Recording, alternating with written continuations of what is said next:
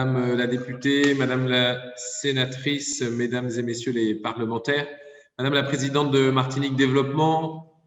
Mesdames et Messieurs les responsables des chambres consulaires, Monsieur le président de la Chambre régionale et territoriale des comptes, Mesdames et Messieurs les responsables des services publics, chers collègues fonctionnaires de la fonction publique territoriale, de la fonction publique de l'État, de la fonction publique hospitalière, Mesdames et Messieurs les chefs d'entreprise,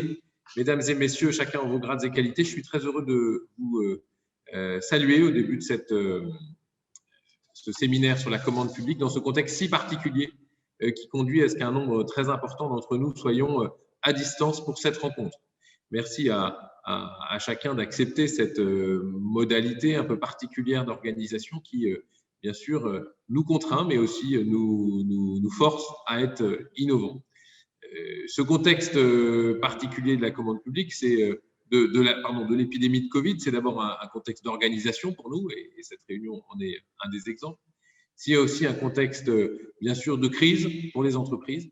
et nous y reviendrons, mais c'est aussi un contexte de relance, et quand on dit relance, on dit aussi investissement public, d'où cette responsabilité spécifique que nous avons sur la commande publique.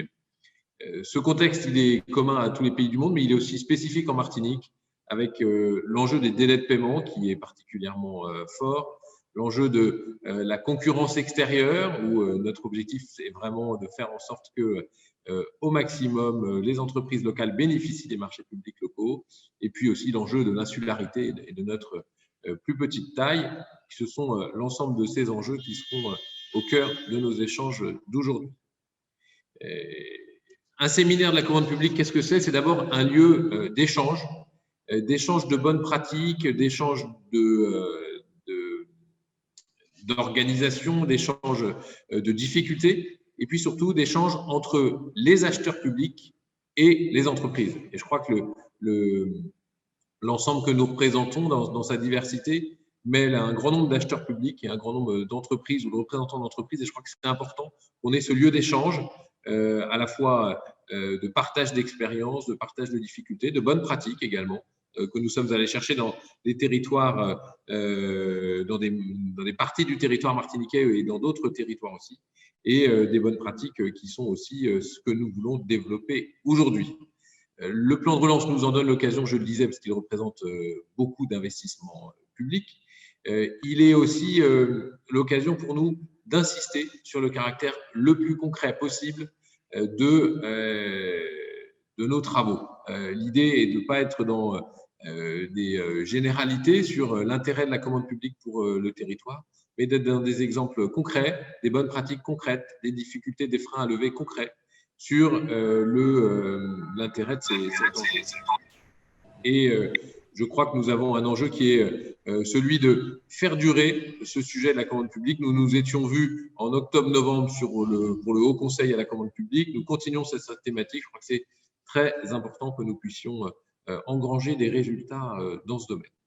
Et puis, avant de laisser la parole à nos différents intervenants, je voulais dire quelques mots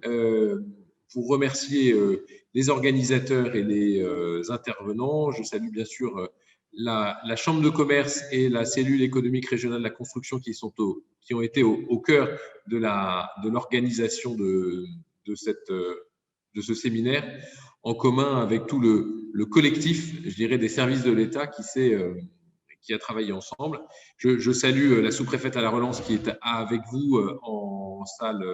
à Madiana. Et puis, je salue aussi ceux qui nous regarderont de l'Hexagone. Je pense notamment à Madame la sénatrice Havet, Madame la députée Baudouin-Hubière, qui sont chargées d'une mission par le gouvernement sur cette question de la commande publique dans les territoires. Et je suis sûr qu'elles sauront aussi nous dire comment leur organisation inscrit une démarche gouvernementale au service des entreprises et des territoires. Je suivrai avec attention ces travaux, à la fois à distance, c'est la force et la chance du Covid, et puis aussi en étant attentif à ce que nous puissions en tirer des enseignements et des conclusions très précis. Et puis je crois que nous aurons intérêt à avoir une sorte de comité de liaison qui nous permette dans la durée de travailler sur ce sujet-là autour de la Chambre de commerce qui est chargée qui est chargé par le gouvernement et la collectivité territoriale du secrétariat du Haut Conseil à la commande publique et qui est donc